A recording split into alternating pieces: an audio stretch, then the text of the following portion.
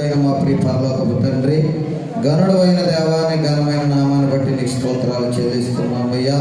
ఇదిగో ప్రభా, ఈ యొక్క 2025 మొదటి పునరుత్థానపు ఆరాధన ప్రభా, ప్రారంభ ప్రార్థన మొదలుకొని ఎంతవరకు కూడా నీ యొక్క సన్నిధిని మాకు తోడుగా వచ్చి నడిపించిన విధానాన్ని బట్టి నీకు స్తోత్రాలు చెల్లిస్తున్నాను తండ్రి. కూడి వచ్చినటువంటి ప్రతి ఒక్క బిడ్డను కూడా దీవించండి, ఆశీర్వదించండి. పాటలు పాడినటువంటి బిడ్డలను దీవించండి, ఆశీర్వదించండి. అలాగే నా తండ్రి, వాక్యం చదివినటువంటి బిడ్డలను దీవించండి, ఆశీర్వదించండి. ప్రార్థించినటువంటి బిడ్డలను కూడా దీవించండి దేవానికి స్తోత్రాలు. అలాగే దీనదాసుడుగా నీ పక్షాన నిలబడి బలహీనుడు తండ్రి, ఇదిగో ప్రభా నాయన నీ యొక్క జీవవాక్యమును నీ ప్రజలకు అందించుచుండగా నీ పరిశుద్ధాత్మ సహాయాన్ని, నీ పరిశుద్ధాత్మ నడిపింపును తండ్రి వీరే మాకు అనుగ్రహింపజేసి, ఇదిగో నాకు యొక్క ప్రభా నాయన వేసే పరిస్థితుల పెదాలకు కంఠానికి ప్రభా బోరగా మీరుండి మాట్లాడించి, తద్వారా కేవలం నీ పరిశుద్ధ నామానికి మాత్రమే మహిమ తెచ్చుకోండి. కూడి వచ్చిన ప్రతి ఒక్కరికి కూడా వినగలిగే మనసు, గ్రహించగల చెవులు దయచేయండి. యేసు శక్తి కలిగిన నామములో అడిగి పొందుకున్న పరమ తండ్రి. సరే, మంచిదండి. దేవుని యొక్క వాక్యాన్ని మనం ధ్యానం చేసుకుందాం. నా విషయం ఏమిటంటే పక్షిరాజులో ఉన్నటువంటి లక్షణాలు. పక్షిరాజు ఎవరితో పోల్చబడి ఉన్నది? పరిశుద్ధ గ్రంథంలో మనం చూసినట్లయితే పక్షిరాజు ఎవరితో పోల్చబడి ఉన్నది? ఇప్పుడు ఇమ్మానుయేలు అని మనం చదువుకుంటాం. దానికి భాషాంతరము దేవుడు మనకి తోడని ప్రతి ఒక్కరూ కూడా తెలియపరుస్తారు. అయితే గత సంవత్సరం అంతా కూడా దేవాది దేవుడు ఇమ్మానుయేలు దేవుడిగా మనకు తోడుగా ఉండి మరి మనలందరినీ కూడా నడిపించి మన అందరి జీవితాల్లో కూడా మరొక నూతన సంవత్సరం అనే దయా కిరీటాన్ని దేవాది దేవుడు అనుగ్రహింపజేసి ఉన్నాడు. అలాగే పరిశుద్ధ గ్రంథంలో ఇమ్మానుయేలుకు మరొక భాషాంతరం ఏమిటంటే పక్షిరాజు. చూడండి, యెషయా గ్రంథము 8వ అధ్యాయము 8వ వచనం. యెషయా గ్రంథము 8వ అధ్యాయము 8వ వచనం.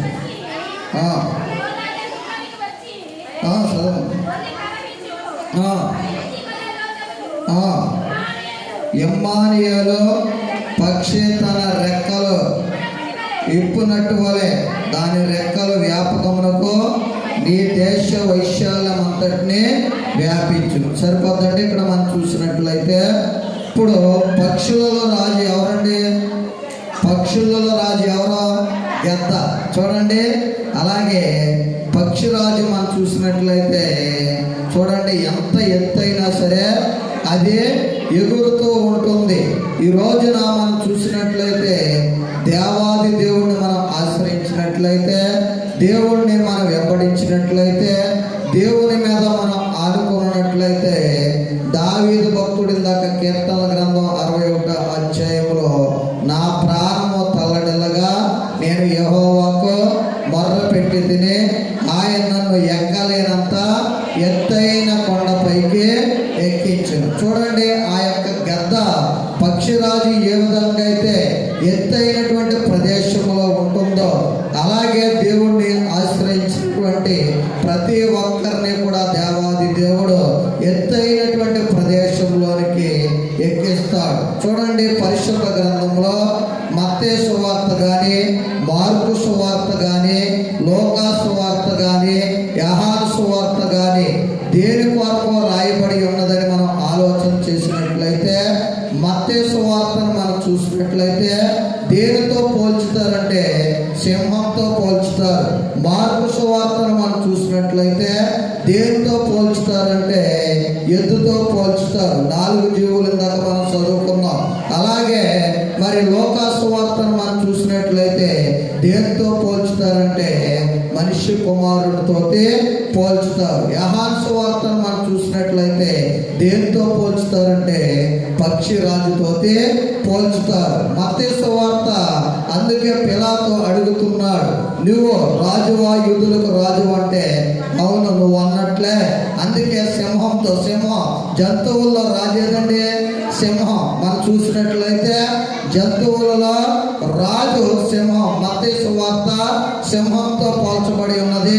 మార్కు సువార్తను మనం చూసినట్లయితే దేవుడు పరిచర్య చేయడానికి ఆయన రాలేదు కానీ పరిచారము, చూడండి, పరిచారం చేయడానికి రాలేదు కానీ ఆయన పరిచర్య చేయడానికే వచ్చి ఉన్నాడు. లోకా సువార్తను మనం చూసినట్లయితే ఎందుకో మనిషి కుమారునితో పోల్చబడి ఉన్నదంటే అక్కడ తెగ ఇంటికి వచ్చిన తర్వాత దేవాది దేవుడు తెలియపరుస్తున్న మాట ఏంటంటే నశించిన దాన్ని వెనక రక్షించడానికి మనిషి కుమారుడు ఈ లోకానికి వచ్చాడు. యోహాను సువార్త పక్షిరాజుతో పోల్చబడి ఉన్నది. అందుకే ఇమ్మానుయేలుకు మరొక భాషాంతరం ఏమిటంటే పక్షిరాజు. అందుకే కొన్ని దేశాల్లో జ్ఞాపదేశం వెళ్ళి వచ్చిన వారికి అవన్నీ కూడా తెలుస్తాయండి. ఇప్పుడు రూపాయి వెండి నాణ్యం మీద ఎవరి బొమ్మ ఉంటుందండి?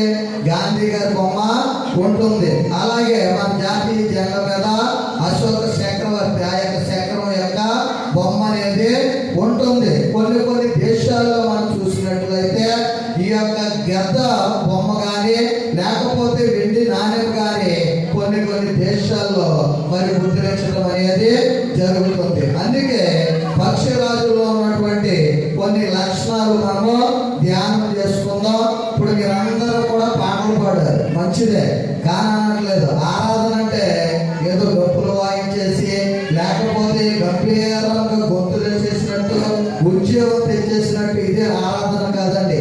పరిశుద్ధ గ్రంథంలో మనం చూసినట్లయితే 4 జీవులు కూడా ఏం చేస్తున్నాయో యెషయా గ్రంథం 6వ అధ్యాయం మనం చూసినట్లయితే చూడండి. యెషయా గ్రంథము 6వ అధ్యాయము 3వ వచనం, వారు సైన్యములకు అధిపతికి యెహోవా పరిశుద్ధుడు పరిశుద్ధుడు పరిశుద్ధుడు, సర్వలోకము ఆయన మహిమతో నిండి ఉన్నదని గొప్ప స్వరముతో గాన ప్రతిగానములు చేయించుంది. ఏమన్నారండి? చూడండి, ఇక్కడ మనం చూసినట్లయితే పరిశుద్ధుడని ఒకసారి అంటే సరిపోదు కదండి, 3 సార్లు సైన్యములకు అధిపతిగా యెహోవా పరిశుద్ధుడు పరిశుద్ధుడు పరిశుద్ధుడు అని ఏం చేస్తున్నారంటే సర్వలోకానికి అంతటికీ కూడా ఆయన యొక్క మహిమ కలిగేలాగా వారి గాన ప్రతిగానాలు అనేవి చేస్తున్నారు. ఇదే నిజమైనటువంటి ఆరాధన అంటే. అందుకే ఇక్కడ మనం చూసినట్లయితే దేవాది దేవుడు అత్యున్నత సింహాసనమందు పరిశుద్ధ పట్టణంలో మనం చూసినట్లయితే ఎన్ని జీవులు మనకు కనపడుతున్నాయంటే 4 జీవులు అనేవి కనపడుతున్నాయి. ఆ 4 జీవులు మనం చూసినట్లయితే ఒక్కొక్క జీవికి ఎన్ని రెక్కలు ఉన్నాయండి? 6 రెక్కలు ఉన్నాయి. మనకి కనులు ముందుంటాయి, అక్కడ ఉంటాయా? కనులు ముందుంటాయి. కానీ ప్రకటన గ్రంథంలో మనం చూసినట్లయితే చూడండి ఆ మాట మనకి కనబడుతుంది. ప్రకటన గ్రంథము 4వ అధ్యాయంలో మనం చూసినట్లయితే పరిశుద్ధ గ్రంథంలో నుంచి మనం 6వ వచనం కానీ చదువుకున్నామా.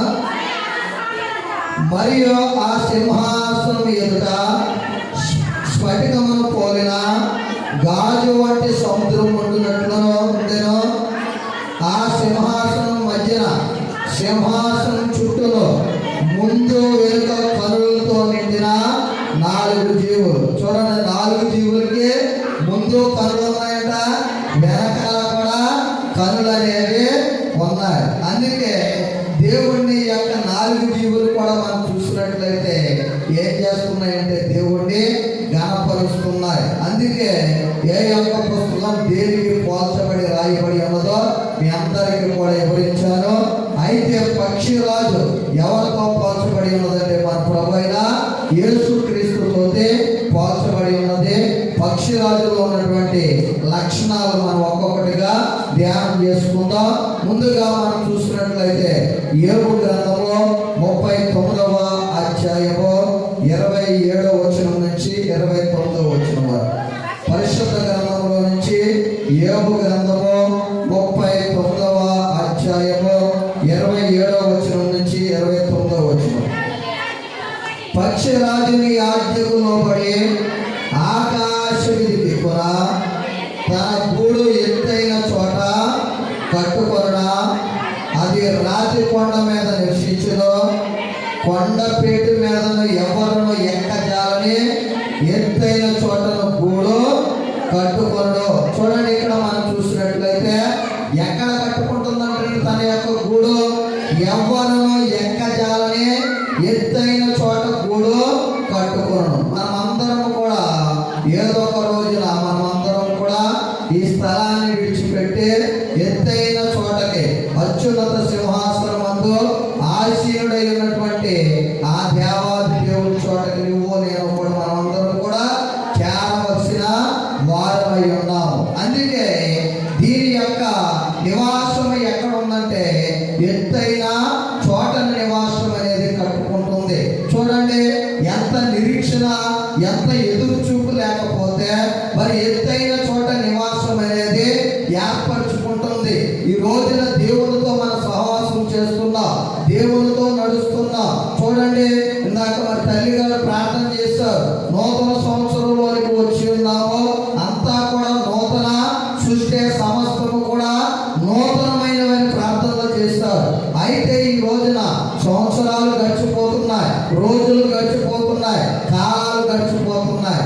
మనము కూడా పాపం అనేవి, లోకాశలు అనేవి మనము విడిచిపెట్టట్లేదండి. ఈ రోజున ఆ పాపవన్నీ కూడా మనం విడిచిపెడితేనే అప్పుడే నూతన సృష్టిగా మనము మార్చబడతాం.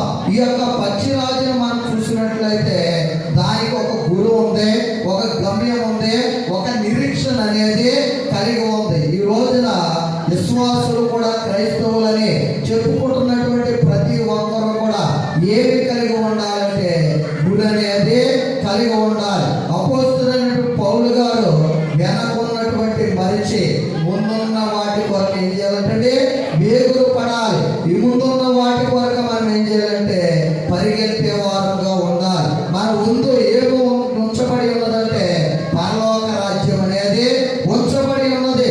ఈ లోకంలో మనం చూసినట్లయితే అన్ని కూడా మన కనులకు ఏం చేస్తాయంటే కనబడతాయి. కనబడనిది ఏదైనా ఉన్నదంటే అది పరలోక రాజ్యమే.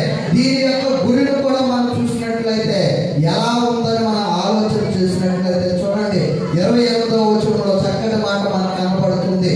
ఏమిటంటే కొండపేట మీద ఎవరులో ఎక్కజాలని ఎత్తైన చోట గూడు కట్టుకొనడు. చూడండి, అందుకే ప్రవక్త మోషే తెలియపరుస్తున్నాడు. ఏమిటంటే ప్రభువా, తరతరం నుండి మాకు నివాస స్థలము నీవే. చూడండి, పర్వతము పుట్టక మునుపు నీవు ఉన్నావని ఏం చేస్తున్నాడంటే తెలియపరుస్తున్నాడు.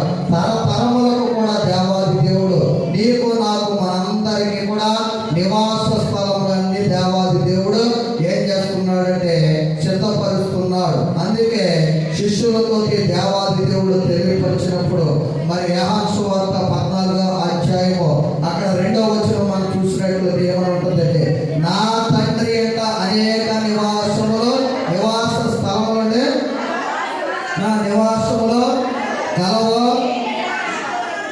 లేని ఒకరు లేని ఎలా మీతో చెప్పుదును, మీకు స్థలము సిద్ధపరచ వెళ్తున్నాను. దేవుడు ఎందుకు వెళ్ళాడంటే మనందరికీ కూడా స్థలాన్ని సిద్ధపరచడానికి ఆయన వెళ్ళి ఉన్నాడు. ఈ రోజున పక్షిరాజును మనం చూసినట్లయితే ఎవ్వరూ కూడా నివసించలేనంత ఎత్తైన స్థలంలో ఏం చేస్తుందంటే నివసిస్తుంది. మన ప్రభు కూడా ఎక్కడ నివాసం చేస్తున్నాడంటే పరిశుద్ధ పట్టణంలో. ఎవరు కూడా నివసింపలేనటువంటి ఆ పరిశుద్ధమైనటువంటి పట్టణంలో ఎవరు సమీపింపలాని తేజస్సులో అమరత్వం కలిగి ఆయన ఏం చేస్తున్నాడంటే నిత్యము పరిశుద్ధుడు పరిశుద్ధుడు పరిశుద్ధుడని మానక రేయింపగలు ఏం చేస్తున్నాడంటే కొనియాడబడుతున్నాడు. అందుకే ఈ పక్షిరాజు ఏ విధంగా అయితే ఎవ్వరూ కూడా నివసింపలేనంత ఎత్తైనటువంటి స్థలంలో ఉంటుందో అలాగే నువ్వు నేను కూడా ఆ ఎత్తైనటువంటి స్థలంలోనికి నడిపింపబడాలని దేవాది దేవుడు నీ కొరకు నా కొరకు కూడా ఒక నిరీక్షణ, ఒక గమ్యము మన ఎదుట ఉంచి ఆయన వెళ్ళి ఉన్నాడు. అందుకే ఇందాక కీర్తన గ్రంథం 61వ అధ్యాయము ఒకసారి మనం జ్ఞాపకం చేసుకున్నట్లయితే దావీదు భక్తుడు చేసినటువంటి ప్రార్థన ఒకసారి మనం జ్ఞాపకం చేసుకున్నాం. చూడండి, 2వ వచనం మనం చూసినట్లయితే నా ప్రాణము తల్లడిల్లగా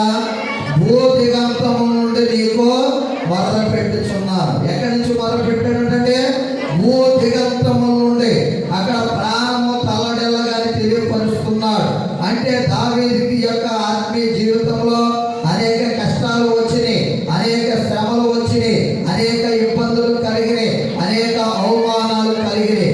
అయినప్పటికీ కూడా దేవుణ్ణి విడిచిపెట్టలేదు, దేవుని సహవాసాన్ని విడిచిపెట్టలేదు, దేవుని యొక్క సన్నిధిని కూడా దావీదు విడిచిపెట్టలేదు. ఈ రోజున నువ్వు నేను కూడా అట్టి విధంగా విడిచిపెట్టకోకుండా ఉన్నప్పుడు మనము కూడా భూదిగంతము నుండి మనకి శ్రమ వచ్చిందని, కష్టం వచ్చిందని, ఆపద కలిగిందని, లేకపోతే కుటుంబంలో సమస్యలు ఎదురయ్యని, ఆర్థిక ఇబ్బందులు కలిగినని, లేకపోతే బలహీనత వచ్చిందని మనం మౌనంగా ఉంటే ఎంత మాత్రం కూడా ప్రయోజనం అనేది లేదండి. ఆ యొక్క కష్టాల్లో, బాధల్లో, శ్రమంలో కూడా దావీదు భక్తుడు ఏ విధంగా అయితే ప్రాణము తల్లడిల్లినప్పటికీ కూడా భూదిగంతము నుండి దేవునికి ఏం చేస్తున్నాడంటే మొర్ర పెడుతున్నాడు. అయ్యా, భూదిగంతము నుండి నేను నీకు మొర్ర పెట్టుచున్నాను. అక్కడ ఏమంటున్నాడో మనం చూసినట్లయితే, నేను ఎక్కలేనంత ఎత్తైన కొండపైకి నన్ను ఎక్కించుము. చూడండి, ఎక్కలేనంత ఎత్తైన కొండపైకి ఎక్కించుము. ఈ రోజున మనంతటా మనమే ఎక్కాలంటే అది మనకు భారంగా ఉంటుంది, కష్టంగా ఉంటుంది. అదే దేవుడు మనకు తోడుగా ఉన్నాడు అనుకోండి, దేవుడు మనకి సహాయంగా ఉన్నాడు అనుకోండి, దేవుడు మనకి అండగా ఉన్నాడు అనుకోండి, అది ఎలా ఉంటుందంటే మనకి సులువుగా ఉంటుంది. అందుకే ఎప్పుడూ కూడా దేవుని యొక్క సహాయాన్ని మనము కోరుకునే వారమై ఉన్నామని దేవుని యొక్క వాక్యం మనకి ఏం చేస్తుందంటే తెలియపరుస్తుంది. మొట్టమొదటిగా మనం చూసినట్లయితే పక్షి రాజులో ఉన్నటువంటి లక్షణాన్ని మనం చూసినట్లయితే అది ఎవరో కూడా నివసించని ఎత్తైనటువంటి స్థలంలో నివాసం అనేది కోరుకుంటుంది. రెండవదిగా మనం చూసినట్లయితే అక్కడ యోబు గ్రంథము 39వ అధ్యాయము 29వ వచనంలో మనం చూసినట్లయితే మరొక మాట మనకు కనబడుతుందో చూడండి.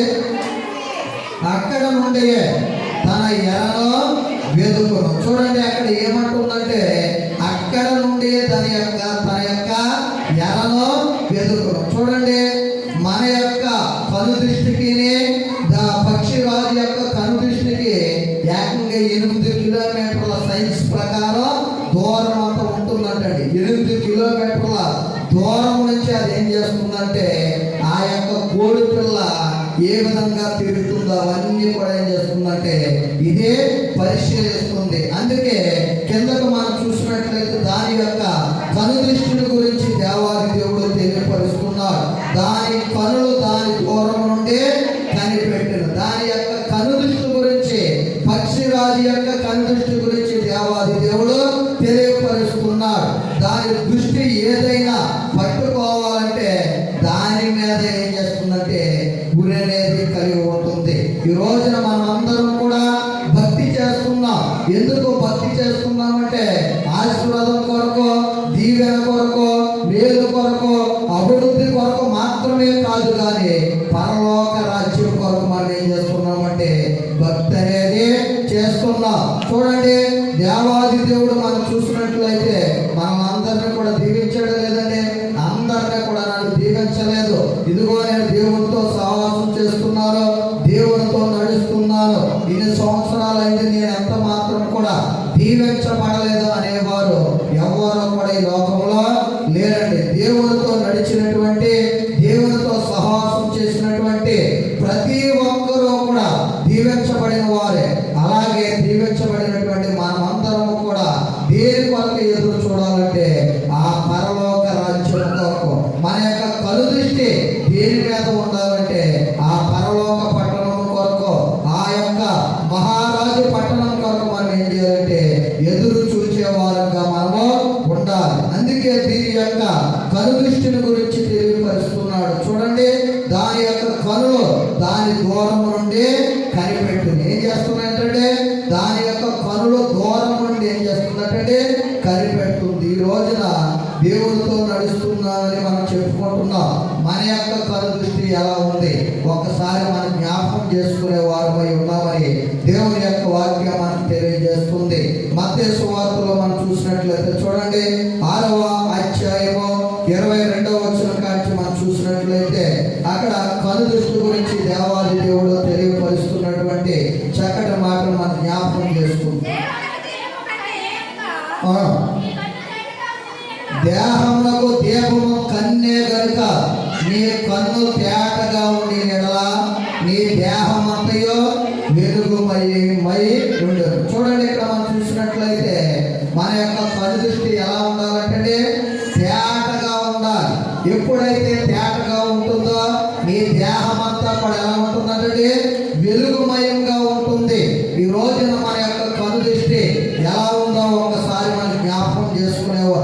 దేహమునకు దీపము కన్నే కనుక నీ కన్ను తేటగా ఉండేది.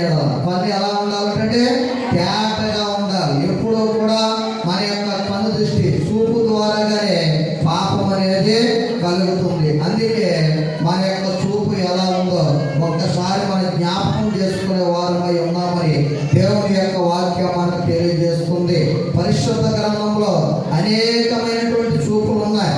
రమ్యమైనటువంటి చూపులు ఉన్నాయి, ఒక్కరు చూపులు ఉన్నాయి, వారు చూపులు కూడా ఉన్నాయి. అందుకే ఇక్కడ దేహము మరి మన యొక్క దేహం అంతా కూడా మరి తేటగా ఉండాలంటే నీ కన్ను అనేది జాగ్రత్తగా ఉండాలి. ఆ కన్ను ఎప్పుడైతే తేటగా ఉంటుందో నీ దేహం అంతా కూడా ఎలా ఉంటుందంటే తేటగానే ఉంటుంది. అందుకే దేవుడు తెలియపరుస్తున్నాడు, దేహమునకు దీపం కన్నే గనుక నీ కన్ను తేటగా ఉండి ఎడల నీ దేహం అంతయో వెలుగుమయమై ఉండదు.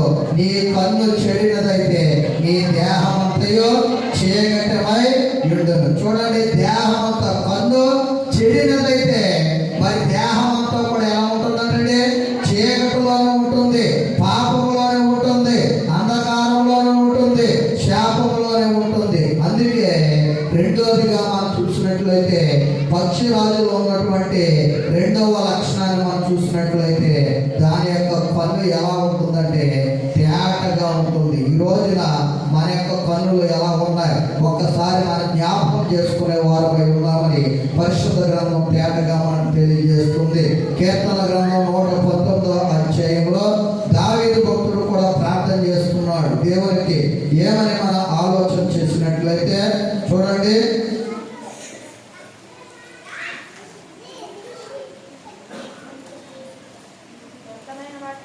అదే 19:37 వ్యర్థమైన వాటిని చూడకుండా నా కనులో తిప్పివేయి. చూడండి, ఈ రోజున మనం చూసినట్లయితే జబర్దస్త్ వస్తుంది, ఇంకా అనేకమైనటువంటి ప్రోగ్రాములు అనేవి వస్తున్నాయి. వేటిని మనం చూస్తున్నాం? దావీదు మనం చూసినట్లయితే వ్యర్థమైనటువంటి వాటిని చూడకోకుండా నా కనులో తిప్పివేయి. మనం ఎంతసేపు కూడా 24 గంటలు దేని కట్టుకోమండి. ఈ రోజున మనిషి ఒక పూట భోజనం లేకపోయినా ఉంటున్నాడు, కానీ సెల లేకపోతే ఎవరో కూడా ఉండట్లేదండి. చూడండి, పొద్దున మార్నింగ్ లేకపోతే సెల్ ఎక్కడ ఉంది, రాత్రికాల సమయం ఉందో చూడండి ఎన్ని మెసేజ్లు వచ్చినాయి, లేకపోతే ఎవరో ఏమి పెట్టారు ఇవే చూస్తున్నారు. కానీ మనం చూసినట్లయితే పాపం అనేది ఎక్కడికి వచ్చేసిందంటే మన అరచేతిలోనికే వచ్చేసింది. ఈ రోజున సెల్ల వల్ల ఉపయోగాలు ఉన్నాయి, సెల్ల వల్ల పాపం అనేది ఎక్కువగా ఉంది. ఈ రోజున అనేక మంది యవనస్తులు చెడిపోవడానికి ప్రధాన కారణం ఏంటంటే ఈ సెల్ వచ్చిన తర్వాత అనేక మంది యవనస్తులు ఏమైపోతున్నారంటే పాపంలో పడిపోతున్నారు. అందుకే దావీదు భక్తుడు తెలియపరుస్తున్నాడు, తన యొక్క అనుభవంలోంచి పరిశుద్ధాత్మ ప్రేరణతో తెలియపరుస్తున్నటువంటి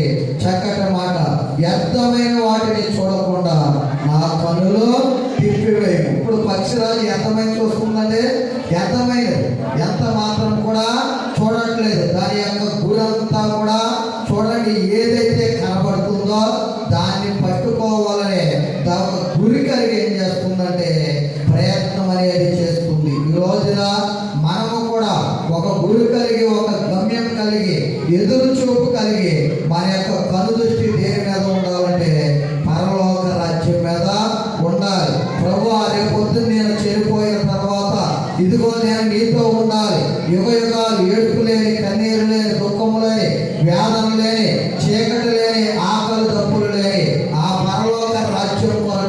నేను నీ కొరకు ఎదురు చూస్తానయ్యా. నా యొక్క కనుదృష్టి, నా యొక్క ప్రాణాత్మ శరీరం అంతా కూడా నీకు సమర్పించుకుంటానని సజీవ యాగంగా మనం ఏం చేయాలంటే దేవుని కొరకు సమర్పణ కలిగి జీవించే వారిగా మనము ఉండాలి. అందుకే రెండవదిగా మనం చూసినట్లయితే పక్షిరాజులో ఉన్నటువంటి గొప్ప లక్షణం ఏమిటంటే చక్కటి కనుదృష్టిని కలిగి ఉంది. ఈ రోజున మన యొక్క కనుదృష్టి ఎలా ఉందో ఒక్కసారి మనం జ్ఞాపకం చేసుకునే వారమై ఉన్నామని దేవుని యొక్క వాక్యం మనకు తెలియజేస్తుంది. ఆదాము అవ్వను మనం చూసినట్లయితే అవ్వ పాపంలో పడిపోవడానికి ఆదికాండం 3వ అధ్యాయంలో మనం చూసినట్లయితే కనులకు ఎలా ఉందండి? రమ్యంగా. ఎలా ఉందంటే రమ్యంగా. చూడండి, అందమైనది మన కనులకు కనబడ్డది అనుకోండి, వెంటనే ఏం చేస్తారంటే లోబడిపోతూ ఉంటారు. అలాగే అవ్వను కూడా మనం చూసినట్లయితే రమ్యంగా ఎప్పుడైతే కనులకు కనపడ్డదో వెంటనే సాతాను మాట విన్నది, దేవుడు తినవద్దన్నటువంటి ఆ యొక్క పండు తిన్నది. పాపానికి వారు ఇద్దరు కూడా ఏమయ్యారంటే ఇద్దరు కూడా పాపానికి పాత్రులుగా మార్చబడి ఉన్నారు. అందుకే రెండవదిగా మనం చూసినట్లయితే మన యొక్క కనుదృష్టి ఎలా ఉండాలని దేవాది దేవుడు తెలియపరుస్తున్నాడంటే పక్షిరాజు ఏ విధంగా అయితే కుడికి గారి ఎడమకు గారి మరి చూడకోకుండా నిదానం కలిగి ఏ విధంగా అయితే చూస్తుందో అట్టి విధంగానే నువ్వు నేను చూస్తూ ఆ పరలోక రాజ్యం కొరకు ఎదురు చూసేవారుగా ఉన్నామని దేవుని యొక్క వాక్యం మనకి ఏం చేస్తుందంటే తెలియజేస్తుంది. మరొక వాక్యాన్ని కూడా మనం చూసినట్లయితే చూడండి, అదే యోబు గ్రంథం 39వ అధ్యాయము చివరి వచనంలో చక్కటి మాట మనం చూడండి. దాని పిల్లలు రక్తమై పీల్చులో అతులైన వారు ఎక్కడ ఉందరో అక్కడనే అదే ఉండును. చూడండి, పిల్లలు కూడా ఏం చేస్తున్నారండి? ట్రైనింగ్ అనేది ఇస్తుంది. ఈ రోజు మన పిల్లలకి దేవుని యొక్క మాటలు నేర్పుతున్నామంటే మనం చూడండి, దేవుని సన్నిధిలోకి వస్తున్నాం. దేవుని సన్నిధిలో మనం ఎలా ఉండాలండి? భయభక్తులు కలిగి మనము ఉండాలి. చక్కటి ప్రవర్తన కలిగి మనం ఏం చేయాలంటే ఉండాలి. మనము సరే పిల్లలే కదా, చిన్నపిల్లలే కదా అని మనం ఊరుకుంటాం. చూడండి, ఒక పిల్లవాడంట ఫస్ట్ పెన్సిల్ దొంగతనం చేసాడంట. స్కూల్కి వెళ్ళినప్పుడు పెన్సిల్ దొంగతనం చేస్తే తల్లి ప్రోత్సహించిందంట. మా అబ్బాయి ఖర్చు లేకోకుండా మాకు అన్నీ కూడా బాగానే తీసుకొస్తున్నాడని అనుకుందంటండి. తర్వాత పుస్తకాలు, తర్వాత కాస్త డబ్బులు ఇలాగ అన్ని దొంగతనాలు చేసేటప్పటికి చూడండి, మరి ఏదో ఒక రోజు పట్టబడతారు కదా. ఒక రోజు దొంగతనం చేస్తే పట్టబడ్డాడంట. పట్టబడిన తర్వాత సెంట్రల్ జైల్లో పెట్టారు. సెంట్రల్ జైల్లో పెట్టిన తర్వాత ఆ తల్లి వెళ్ళి ఏడుస్తుందంట. ఏడుస్తుంటే కుమారుడు, అమ్మ చిన్నప్పుడే నన్ను గద్దించుంటే ఈ స్థితి నాకు వచ్చేది కాదని ఎప్పుడండి జైల్లోకి వెళ్ళిన తర్వాత బుద్ధి వచ్చి అప్పుడు ఆ యొక్క కొడుకు ఏం చేస్తున్నాడంటే తెలియపరుస్తున్నాడు. ఈ రోజు ఇంటి స్థితిలో నేను ఉండడానికి కారణం నువ్వు నన్ను గద్దించలేకపోవడం వల్లే, నువ్వు బుద్ధి చెప్పలేకపోవడం వల్లే ఈ స్థితి నాకు వచ్చిందని తర్వాత బాధపడుతున్నాడు. అందుకే ఈ రోజున మనం ఏం చేయాలంటే మన యొక్క పిల్లలకు ఈ పక్షిరాజును మనం చూసినట్లయితే తన యొక్క పిల్లలు కూడా ఏం చేస్తుందంటే తెలియజేస్తుంది.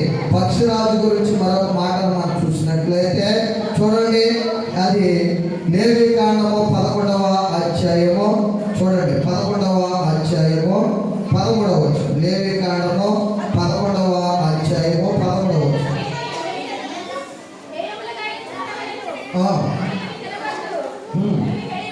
ఇవే ఏయములు. చూడండి, అక్కడ మనం చూసినట్లయితే 11వ అధ్యాయము 13వ వచనంలో మనం చూసినట్లయితే మళ్ళీ ఒకసారి చదవమా. పక్షులలో వీటిని ఏముగా ఎంచుకోనవలనో వీటిని తినవద్దు.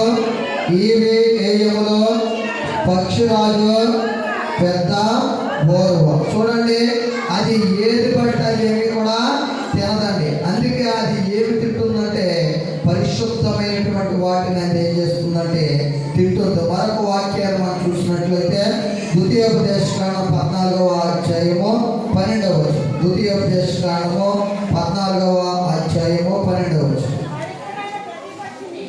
పవిత్రమైనటువంటి ప్రతి పక్షిని మీరు తినవచ్చును. తినరానివి ఏమనగా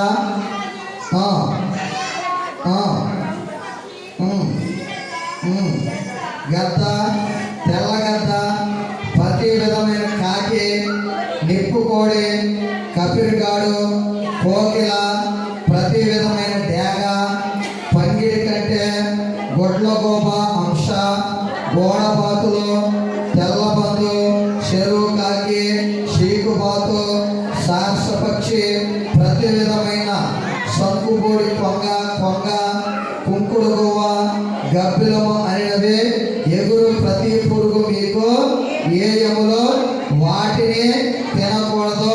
పవిత్రమైనటువంటి ప్రతి పక్షిని తినవచ్చు. చూడండి, పక్షిరాజు కూడా ఏది పడితే అది ఏమి కూడా తినదండి. పవిత్రమైనటువంటి వాటిని ఏం చేస్తుందంటే అది ముట్టుతుంది. అందుకే ఈ రోజున మనం చూసినట్లయితే మనము చూడండి, దేవుడితో నడుస్తున్నానంటున్నాం, బాప్తిసం తీసుకుంటామని తెలియపరుస్తాం.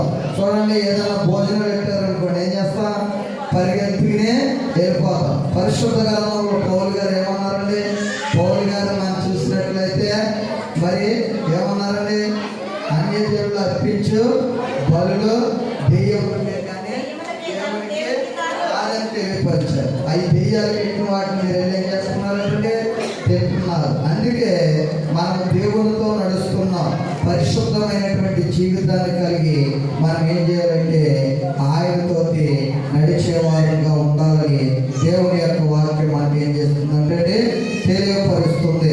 మరొక వాక్యాన్ని మనం చూసినట్లయితే చూడండి, పక్షిరాజులో ఉన్నటువంటి 3వ మాట మనం జ్ఞాపకం చేసుకుందాం. యెషయా గ్రంథం 40వ అధ్యాయము 31వ వచనం. యెషయా గ్రంథము 40వ అధ్యాయము 31వ వచనం. యెహోవా కొరకు ఎదురు చూచువారు నూతన బలము పొందుదురు. వారు పక్షిరాజు వలె రెక్కల చాపి ఎగురుదురు, అలయక పరిగెత్తుదురు, సొమ్మసిల్లక నడిచిపోదురు. 4వదిగా మనం చూసినట్లయితే ఈ యొక్క పక్షిరాజు గురించి తెలియపరుస్తున్నటువంటి చక్కటి మాట ఏమిటని మనం ఆలోచన చేసినట్లయితే, యెహోవా కొరకు ఎదురు చూసేవారు నూతన బలము పొందుకుంటారు. అలాగే వారు పక్షిరాజు వలె రెక్కల చాపి పైకి ఎగుదురు. చూడండి, ఇక్కడ మనం చూసినట్లయితే పక్షిరాజుతో పోల్చి దేవాది దేవుడు ఏం చేస్తున్నాడు అంటే మాట్లాడుతున్నాడు. ఈ రోజున ప్రతి ఒక్కరికి కూడా దేవుడితో నేను ఉంటున్నాను, మరి దేవుడితో నడుస్తున్నాను, నేను నీతిమంతులుగా మార్చబడి ఉన్నాను, నాకు కష్టాలు రావు, బలహీనతలు రావు అనుకుంటే అది అజ్ఞానం. అందుకే దేవుడు ఏమన్నాడంటే నీతిమంతులు కలుగు ఆపదలో అనేకములో అయినను వాటన్నిటి నుంచి కూడా దేవుడు తప్పిస్తానని తెలియపరిచాడు. ఈ రోజున మనం చూసినట్లయితే మరి మత్తయి సువార్త 7వ అధ్యాయము 24వ వచనంలో అక్కడ మనం చూసినట్లయితే అక్కడ దేవాది దేవుడు ఇద్దరు వ్యక్తుల గురించి తెలియపరుస్తున్నాడు. ఇద్దరు వ్యక్తులు కూడా మనం చూసినట్లయితే బండ మీద కట్టబడినటువంటి ఇల్లుల గురించి తెలియపరుస్తున్నాడు, ఇసుక మీద కట్టబడినటువంటి ఇల్లుల గురించి కూడా తెలియపరుస్తున్నాడు. బండ మీద కట్టబడినటువంటి ఇల్లు కూడా ఏమంటున్నాడండి? గాలి తుఫానులు అనేవి వస్తాయి. అంటే శ్రమలు, ఇబ్బందులు, అలాగే అనారోగ్యాలు, బలహీనతలు, అవమానాలు ఇవన్నీ కూడా మీకు వస్తాయి. అయినను వాటన్నిటి నుంచి కూడా నేను మిమ్మల్ని తప్పిస్తానని తెలియపరుస్తున్నాడు. ఇసుక మీద కట్టబడినటువంటి ఇల్లు గురించి మనం చూసినట్లయితే ఇవన్నీ కూడా వచ్చినప్పుడు వారు ఏమైపోతారంటే కూలిపోతారన్నది, అంటే పడిపోతారని అర్థం అండి. చూడండి, పంట మీద పునాది వేసి ఉన్నారు కనుకనే వారు ఏం చేస్తున్నారంటే ధైర్యంగా ఏం చేస్తున్నారంటే నిలబడుతున్నారు. అందుకే ఇక్కడ మనం చూసినట్లయితే 3వదిగా యెహోవా కొరకు ఎదురు చూసేవారు ఏ బలం పొందుకుంటారండి? నూతన బలం అనేది పొందుకుంటారు. చూడండి, వారు అలయాక ఏం చేస్తారంటే పరిగెత్తుతారు, లేకపోతే ఎగురుతారని దేవుని యొక్క వాక్యం మనకి ఏం చేస్తుందంటే తెలియజేస్తుంది. పక్షిరాజును మనం చూసినట్లయితే 70 సంవత్సరాలు వయసు వచ్చిన తర్వాత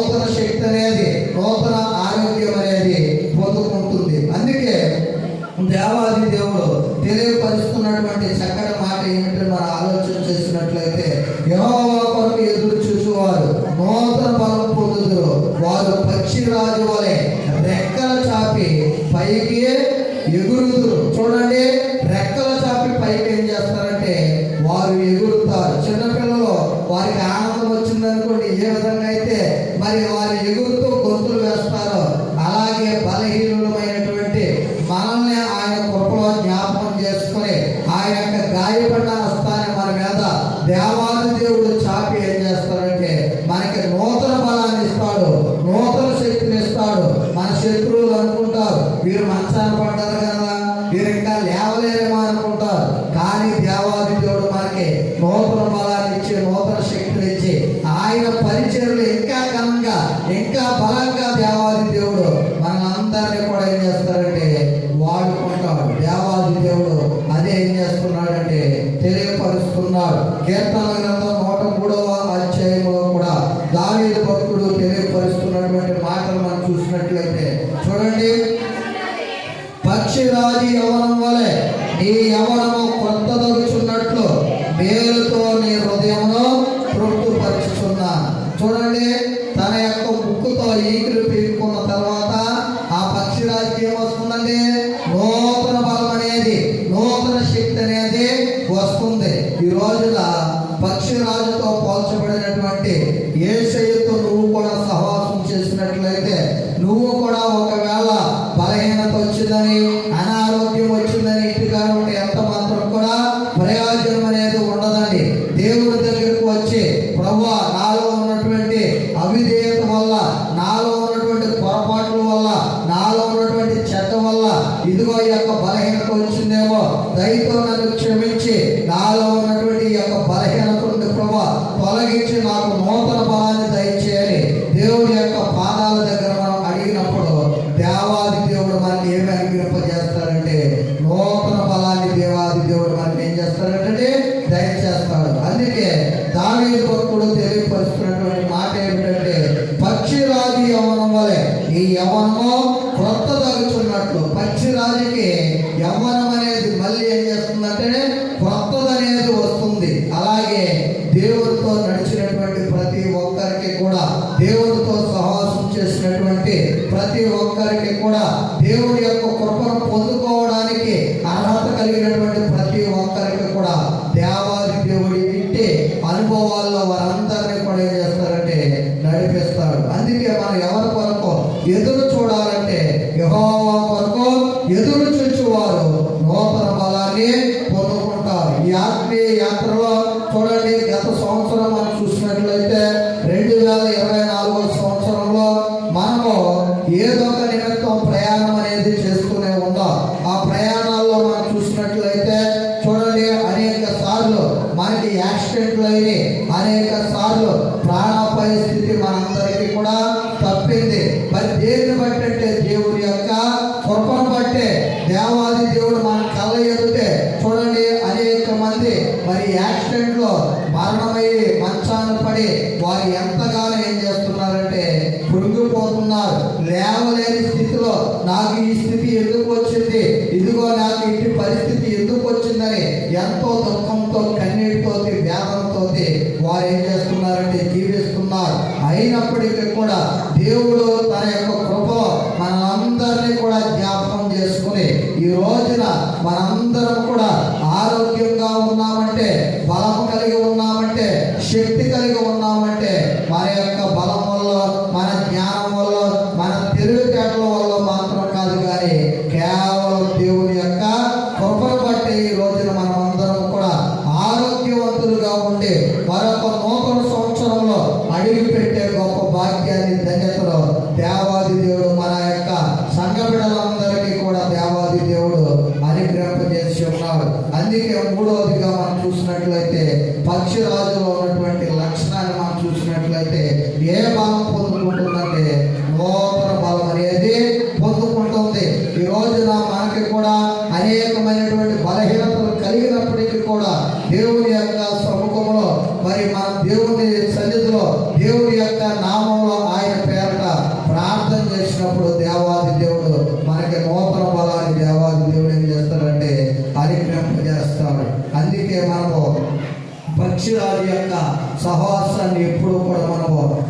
విడిచిపెట్టుకోకుండా ఆయనతో మనం సహవాసం చేసినప్పుడు ఇటు ధన్యతను దేవాది దేవుడు మన ఆత్మీయ జీవితంలో ఏం చేస్తాడంటే అనుగ్రహింపజేస్తాడు. మరొక వాక్యాన్ని మనం చూద్దాం. చూడండి, పరిశుద్ధ గ్రంథంలో మనం చూసినట్లయితే సామెతల గ్రంథము 29వ అధ్యాయము 18వ వచనం. సామెతల గ్రంథము 29వ అధ్యాయము 18వ వచనం. దేవోక్తి లేని యెడల జనులు కట్టులు లేక తిరుగుదురో, ధర్మశాస్త్రం అనుసరించేవాడు ధన్యుడు. దేవోక్తి అంటే ఏంటండి? దేవోక్తి, దేవుని మాటలో మరొక మాట ఏంటంటే దర్శనం. దర్శనం కూడా మనం ఏం చేయాలంటే కలిగి ఉండాలి. మీకు అనేక సార్లు తెలియపరిచాను. అబ్రహాము లోతు గురించి మనం చూసినట్లయితే అబ్రహాముకి ఏముందండి? దర్శనం అనేది ఉంది. అందుకే పునాదులుగా పట్టణం కొరకు ఏం చేశాడంటే అబ్రహాము ఎదురు చూశాడు. లోతుడు గురించి మనం చూసినట్లయితే అబ్రహామును బట్టి లోతుడు దేవాది దేవుడు జ్ఞాపకం చేసుకుని ఆశీర్వదించాడు. లోతుకి ఏమి లేదండి? దర్శనం అనేది లేదు. అందుకే ఇక్కడ మనం చూసినట్లయితే జ్ఞాని అయినటువంటి సొలొమోను తెలియపరుస్తున్నాడు. ఏమిటంటే దేవోక్తి లేని యెడల జనులు కట్టులు లేక తిరుగుదు. దర్శనం ఉన్నవాడు ఏం చేస్తాడండి? ఆ దర్శనం కొరకు దేవుడు నాకు దర్శనం ఇచ్చాడు, లేకపోతే దేవుడు నాకు వాగ్దానం ఇచ్చాడు, ఆ వాగ్దానాన్ని నా పట్ల నెరవేరుస్తాడని విశ్వాసం కలిగి ఏం చేస్తాడంటే ఎదురు చూస్తాడు. ఈ రోజున అనేక మంది ప్రజలు దర్శనం లేక ఏమైపోతున్నారంటే లోకంలో మళ్ళీ వారు కలిసిపోతున్నారు.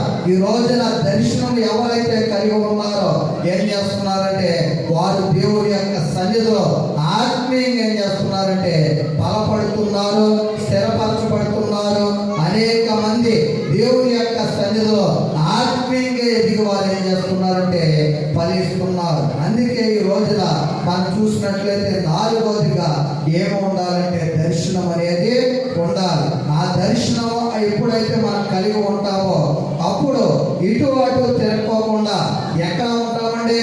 దేవుడి యొక్క సన్నిధిలో నాటబడిన వారు ఏ విధంగా అయితే వర్ధిల్లుతారో అలాగే దేవుడి సన్నిధిలో మనము కూడా నాటబడి ఆ దర్శనం ప్రకారం మనం నడుచుకున్నప్పుడు దేవాది దేవుడు మనలో కూడా ఏం చేస్తాడంటే వర్ధిల్లింపజేస్తాడు. దేవోక్తి లేని యెడల జనులు కట్టులు లేక తిరుగుదురు. మరొక వాక్యాన్ని మనం చూద్దాం. చూడండి, హబక్కూ గ్రంథము 1వ అధ్యాయము 8వ వచనం. హబక్కూ గ్రంథము 1వ అధ్యాయము 8వ వచనం.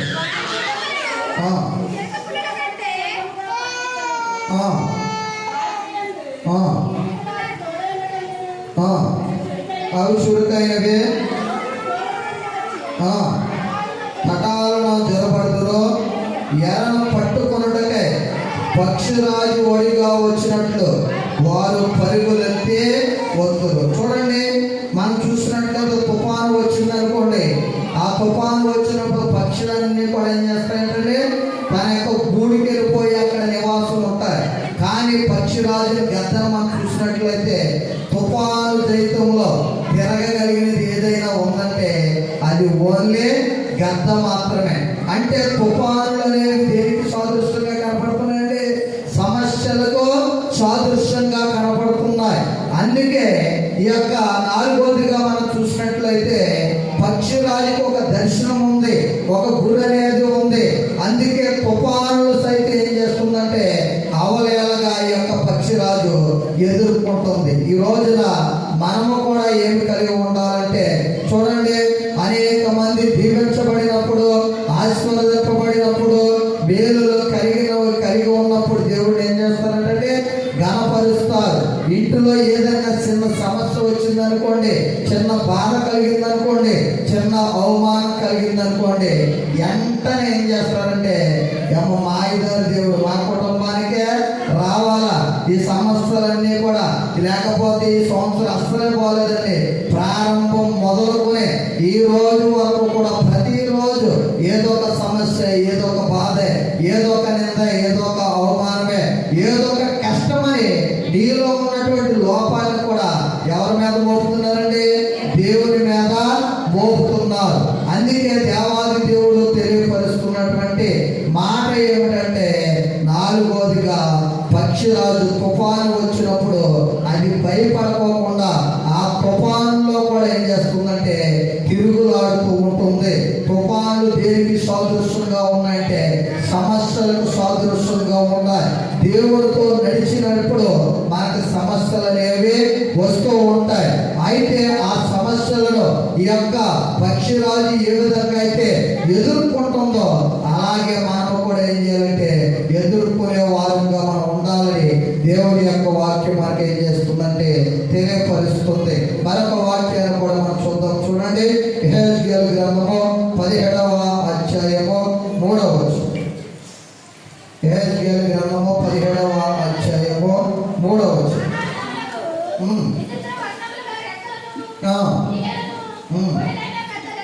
పెద్ద రెక్కలు గల గొప్ప పక్షిరాజు లెబానోను పర్వతమును వచ్చి ఒక దేవదారు వృక్షపు పైకొమ్మున పట్టుకొనను. చూడండి, ఎక్కడ పట్టుకుంటుందండి? ఇక్కడ మనం చూసినట్లయితే చక్కటి మాట మనకు కనబడుతుంది.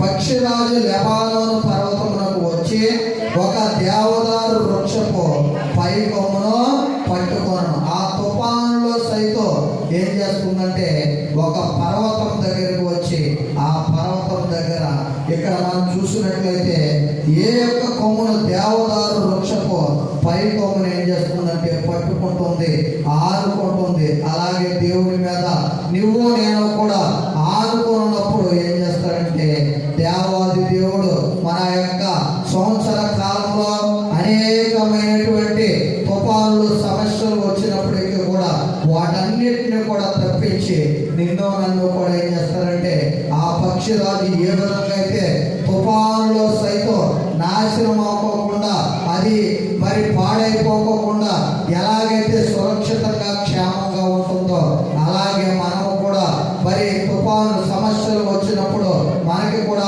అపాయాలు కలిగినప్పుడు మనము కూడా మరి నాశనం అయిపోకుండా మనల్ని కూడా దేవాది దేవుడు ఎలా ఉంచుతాడంటే సురక్షితంగా దేవాది దేవుడు ఉంచుతాడు. 4వదిగా మనం చూసినట్లయితే పక్షిరాజు ఏమి కలిగి ఉందంటే దర్శనం అనేది కలిగి ఉంది. ఈ రోజున నువ్వు నేను కూడా ఏమి కలిగి ఉండాలంటే దర్శనం అనేది కలిగి ఉండాలి. పరిశుద్ధ గ్రంథంలో మనం చూసినట్లయితే అనేకమైనటువంటి భక్తులకి దేవాది దేవుడు ఏమి అనుగ్రహింపజేస్తున్నాడంటే దర్శనాన్ని అనుగ్రహింపజేస్తున్నాడు.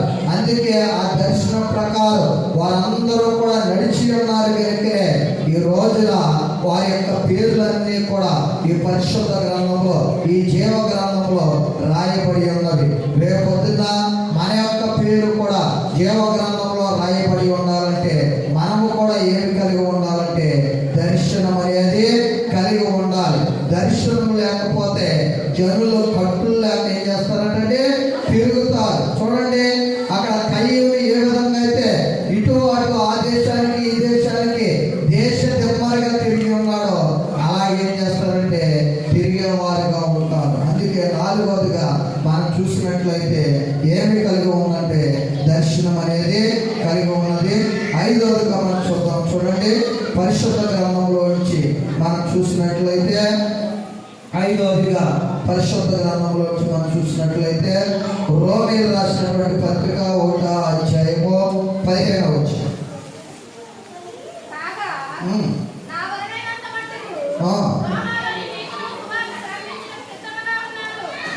చూడండి ఎలా ఉన్నాడంటే పౌలు గారు మనం చూసినట్లయితే కాగా నా వలనైనంత మట్టుకు రోమాలో మీకు సువార్త ప్రకటించుటకు సిద్ధంగా ఉన్నాను. అంటే ఇది ఏం చేస్తుందంటే రాబోయే కాలంలో సమస్యలన్నింటినీ కూడా ఎదుర్కోవడానికి సిద్ధపాటు అనేది కలిగి ఉంది. ఈ రోజున మనము కూడా ఏం చేయాలంటే సిద్ధపాటు అనేది కలిగి ఉండాలి. కొంతమందికి సిద్ధపాటు లేదు, దిద్దుబాటు అనేది రాదండి. అందుకే ఈ రోజున మనం చూసినట్లయితే ఆ దిద్దుబాటు లేకపోవడం వలనే ఈ రోజున అనేక కుటుంబాలు ఏమైపోతున్నాయంటే నాశనం అయిపోతున్నాయి, పతనం అయిపోతున్నాయి. పౌలు గారు మనం చూసినట్లయితే దేన్ని ప్రకటించడానికి సిద్ధపాటు కలిగి ఉన్నాడంటే దేవుని యొక్క సువార్తను ప్రకటించడానికి సిద్ధంగా ఉన్నాడు. ఈ రోజున ఆ యొక్క సువార్త ప్రకటించవలసినటువంటి భారం మనందరి మీద కూడా ఉంది. అందుకే మనం అందరం కూడా ఏమి కలిగి ఉండాలంటే సిద్ధపాటు అనేది కలిగి ఉండాలి. దేనికి సిద్ధపాటు కలిగి ఉండాలని మనం ఆలోచన చేసినట్లయితే దేవుని యొక్క సన్నిధిలో కనబడడానికి సిద్ధపాటు కలిగి ఉండాలి. అలాగే ప్రతి ఉదయము అరుణోదయమే దేవుని యొక్క సముఖంలో గడిపి ప్రార్థన చేయడానికి సిద్ధపాటు కలిగి ఉండాలి. అలాగే ప్రతిరోజు కూడా మానకుండా వాక్యం చదవడానికి కూడా మనం ఏం కలిగి ఉండాలంటే సిద్ధపాటు అనేది కలిగి ఉండాలి.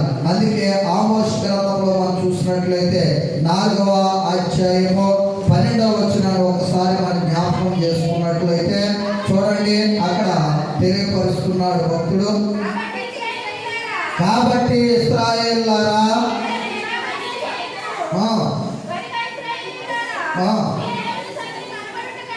మీరు దేవుని సన్నిధికి కనబడుటకై సిద్ధపడండి. ఎక్కడ కనబడడానికి సిద్ధపడాలంటే దేవుని సన్నిధికి కనబడుటకి ఏం చేయాలంటే సిద్ధపాటు అనేది కలిగి ఉండాలి. అలాగే ప్రభు యొక్క రాకడ అతి సమీపంగా ఉంది కనుక ఆయన రాకడ కొరకు మనం ఏం చేయాలంటే తగిన సిద్ధపాటు అనేది కలిగి ఉండాలి. చూడండి, మత్తయి సువార్త 24వ అధ్యాయము 44వ వచనంలో కూడా మనం చూసినట్లయితే అక్కడ కూడా మనిషి కుమారుడు వచ్చిన గనుకనే మీరులో సిద్ధంగా ఉండేది. చూడండి, అనుకోని గడియలు ఆయన ఏం చేస్తారంటే వస్తాడు. అందుకే మీరు కూడా ఏం చేయాలంటే మనిషి కుమారుని ఎదుర్కోవడానికి సిద్ధపాటు అనేది కలిగి ఉండాలి. ఆ సిద్ధపాటు ఎవరైతే కలిగి ఉంటారో మనం ఎప్పుడూ కూడా జ్ఞాపకం చేసుకుంటాం. 10 మంది కన్యకులు, 5గురేమో సిద్ధపాటు కలిగి ఉన్నారు. 5గురు ఏం చేయలేదంటే వారు దేవుడితో నడుస్తున్నారు. మరి ప్రార్థన కూటాలకి ప్రతి ఆదివారం లేకపోతే గృహాల దగ్గర జరుగుతున్నటువంటి కూడికలు అన్నీ కూడా వస్తున్నారు. అయితే దేవుడు వచ్చిన సమయానికి వారికి సిద్ధపాటు అనేది లేదు. అందుకే వారు ఏమి కలిగి ఉన్నారంటే ఎడవబడ్డారు. బుద్ధి కలిగినటువంటి కన్యకులేమో ఎత్తబడ్డారు. చూడండి, ఆ పెళ్లి విందులోనికి వారు ప్రవేశించారు. రేపొద్దున పెళ్లి విందులోనికి మనం అందరం కూడా ప్రవేశించాలంటే ఈ భూమి మీద ఆయుష్ ఉండగానే, ఆరోగ్యం ఉండగానే మనం అందరం కూడా ఏం కలిగి ఉండాలంటే సిద్ధపాటు అనేది కలిగి ఉండాలి. మరొక వాక్యాన్ని కూడా మనం చూసినట్లయితే చూడండి, ఇదే మత్తయి సువార్త 25వ అధ్యాయము 10వ వచనం కూడా ఒకసారి మనం జ్ఞాపకం చేసుకున్నట్లయితే వారు కొనబోచుండగా పెళ్లి కుమారుడు వచ్చెను. అప్పుడు సిద్ధపడి ఉన్నవారు అతనితో కూడా పెళ్లి విందుకు లోపలికి పోయారు. సిద్ధపడిన వారు వెళ్ళారంటే సిద్ధపడిన వారు వెళ్ళారా?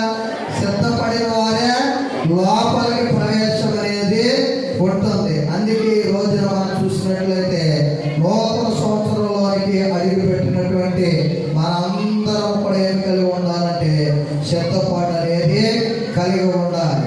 ఎప్పుడైతే ఈ సిద్ధపాటు కలిగి ఉంటామో చూడండి, ఏదైనా మన బంధువుల ఇంటికి కానీ లేకపోతే హైదరాబాద్ కానీ వైజాగ్ కానీ ఒక వారం రోజులు ఉండాలని మనము అనుకున్నాం అనుకోండి. చూడండి, ఒక్కటి కూడా తొక్కు పెట్టుకుంటామండి.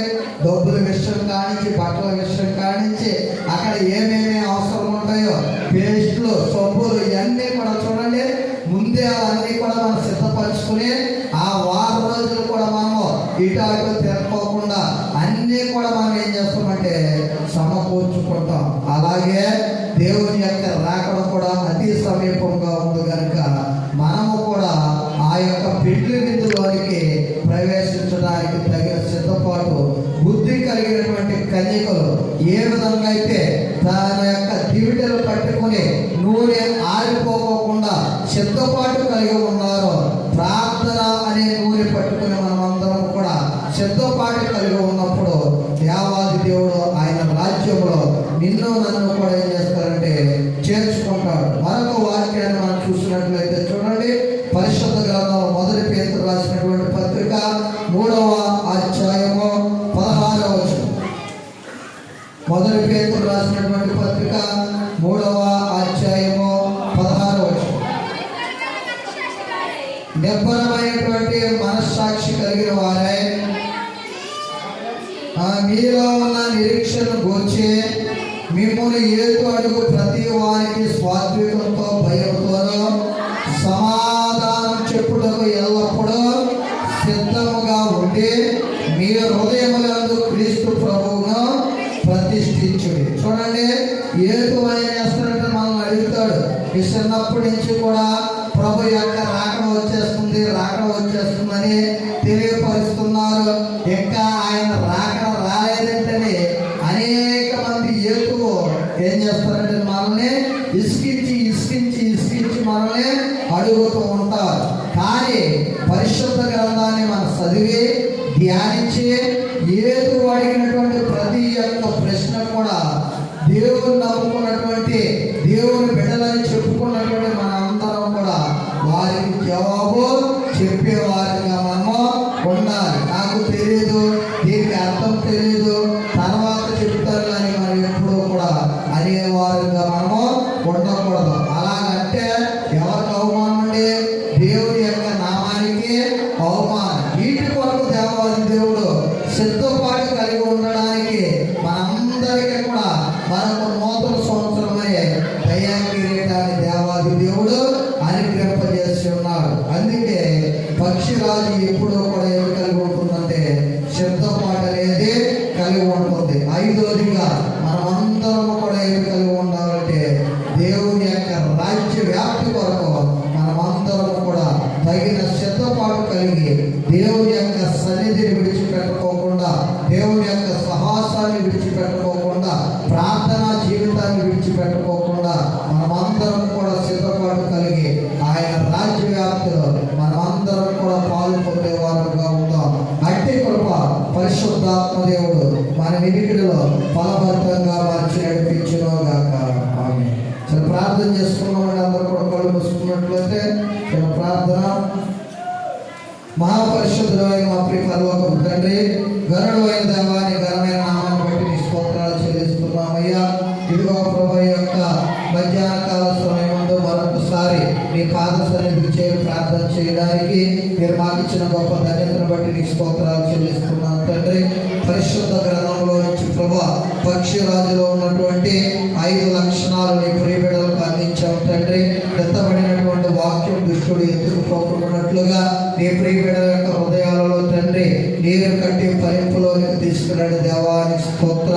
పక్షిరాజు ఎవరితో పోల్చబడి ఉన్నదని ప్రభా తెలియజేస్తే ప్రభా ఎమ్మానియేలు అంటే ప్రభా పక్షిరాజుతో పోల్చబడి ఉన్నది కనుక అందుకే పరిశుద్ధ గ్రంథంలో ప్రభా పక్షిరాజు గురించి ప్రభా అనేక మాటలు మీరు రాయించి ఇచ్చారు తండ్రి. ఇదిగో పక్షిరాజు ప్రభా ఎత్తైన స్థలం కోరుకుంటుంది తండ్రి. మేము కూడా ప్రభా అత్యున్నత సింహాసనం ముందు ప్రభా ఆశీయుడై ప్రభా ఎవరో సమీపింపరాని తేజస్సులో అమరత్వం కలిగి ప్రభా ఆయన నిత్యంలో కూడా ప్రభా కొనియాడబడుతున్నావు తండ్రి. మమ్మల్ని కూడా ప్రభా ఇదిగో నాయన మీరు ఏ స్థలంలో అయితే కూర్చున్నారో తండ్రి అలాగే ప్రభా ఆ స్థలంలో కూర్చుండబెట్టుకున్నాడు ప్రభా మీరు తెలియపరిచారు తండ్రి. ఆ స్థలం కొరకే మమ్మల్ని అందరినీ కూడా ఈ భూమి మీద తగిన సిద్ధపాటు కలిగి జీవించమని మరొక నూతన సంవత్సరమని దయా కిరీటాన్ని మీరు మాకు అనుగ్రహింపజేసి ఉన్నారు కనుక సంఘ బిడ్డలందరూ కూడా తండ్రి ఇదిగో ప్రభా మధ్య ఆకాశంలో ప్రభా ఇదిగో తండ్రి మీరు వరుడుగా రాబోతున్నారు. ఇదిగో పెళ్లి కుమార్తె భూమి మీద ప్రభా ఏ విధంగా అయితే ప్రభా సిద్ధపాటు కలిగి ఉండాలో తండ్రి మాకు పరిశుద్ధ గ్రంథం ద్వారాగా తెలియపరిచారు తండ్రి. అట్టి విధంగా మేమందరము కూడా వధువు సంఘంగా సిద్ధపాటు కలిగి ప్రభా ఆ యొక్క ప్రభా పెళ్లి విధులో తండ్రి నీతో కలుసుకుని ప్రభా యుగ యుగాలు కూడా తండ్రి నీతో జీవించే గొప్ప భాగ్యాన్ని ధన్యతలు మా అందరికీ కూడా మీరే అనుగ్రహింపజేసి నడిపించి ఎత్తబడినటువంటి వాక్యము దుష్టుడు ఎత్తుకుపోకుండానట్లుగా నీ ప్రియబిడ్డ యొక్క హృదయాలలో తండ్రి నీరు కట్టి ఫలింపులోనికి తీసుకురామని యేసు శక్తి కలిగిన నామములో అడిగి పొందుకుని